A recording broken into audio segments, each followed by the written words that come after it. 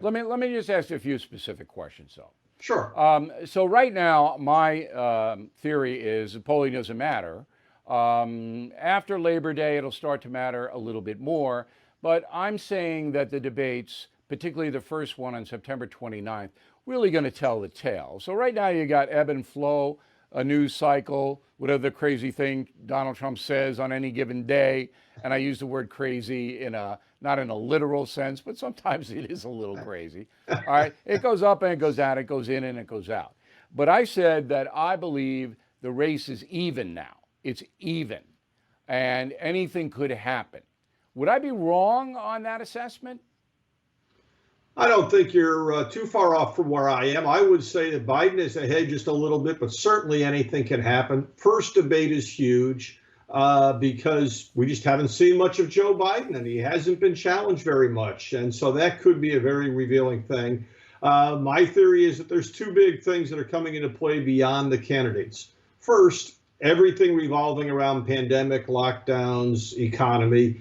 If people are feeling a little better about the pandemic and a little better about the economy come November, that's really good news for Donald Trump.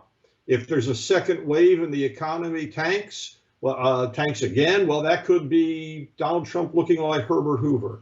The other issue is what you talked about up front. When the issue was civil rights after George Floyd was killed, that was huge, a huge bump for Joe Biden because Donald Trump never looks good talking about civil rights issues. But as the issue morphs into law and order, that becomes problematic for Joe Biden. And the more we hear about Kenosha, the more we hear about violence and the Democratic response, the better that is. So you tell me how the issues play out on law and order versus civil rights and pandemic versus economy. That's probably going to pick our winner for the next presidency. Yeah, and that's why I say that it's not right now. The polling really doesn't matter. But the sentiment in the country, and I think I'm pretty good at this. I predicted Trump would win 5 days before the vote in 2016. And I knew that from internal polling and from other journalistic information that I got, because I actually do some reporting, Scott, which sets me apart from 90% of the other people on television. But here, there is a basic struggle, an ideological struggle, because no matter what Biden does, he's tied to the far left. No matter what he does or says, it doesn't matter what he does or says from now until Election Day.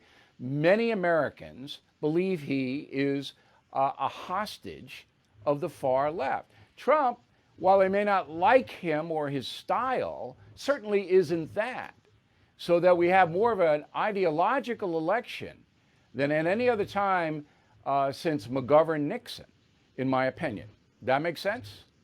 Absolutely makes sense. And what's really interesting about this issue right now, the things that are happening to Joe Biden, 48% of voters, and by the way, your comment about polls not meaning a lot till after Labor Day is true in terms of the horse race. We can still learn a lot from what people are thinking and talking about. 48% of voters nationwide are worried that violent protests and riots will come to their community. And this is not a case of Republicans saying, oh, we're worried, and Democrats saying, oh, come on.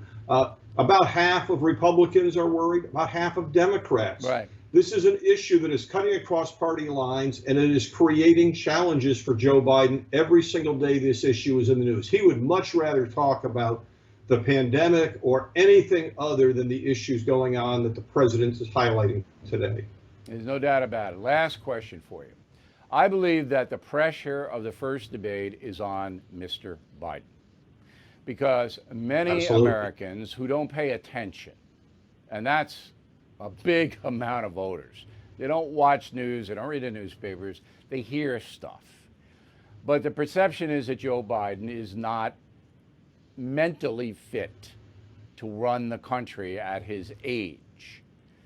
If he comes off not sharp on September 29th, he loses. You think that's a legitimate point? Depending on how not sharp it is, yes. He is in a situation. It's really unprecedented. We're dealing with issues that have just popped up in the last 6 months. So you can talk about track records and everything else, but nobody's dealt with these issues specifically before. He's dealing with a president who a lot of people really despise because of the way he characterizes himself, but some of them, about 3 to 5% of all voters, say we really dislike Donald Trump, but we think things would be worse if Hillary had won. So you got that dynamic. And then you've got Joe Biden, who just people don't know what he can do. And if he flubs, he's not going to have a chance. You're old enough, you and I can remember Ronald Reagan's great second debate comeback against Walter Mondale. I'm not going to make my opponent's youth and inexperience an issue in this campaign. If Joe Biden really stumbles on that first debate, he will not have a chance to make it up in the second. All right, Scott. Oh, good analysis as always. I hope you'll come back a couple of more times before Election Day and give us your thoughts. Look forward to it. Really appreciate you helping us out. Thanks, Scott. Bill O'Reilly is back on TV and only on The First. No Spin News, every weeknight at 8 p.m. Eastern, only on The First.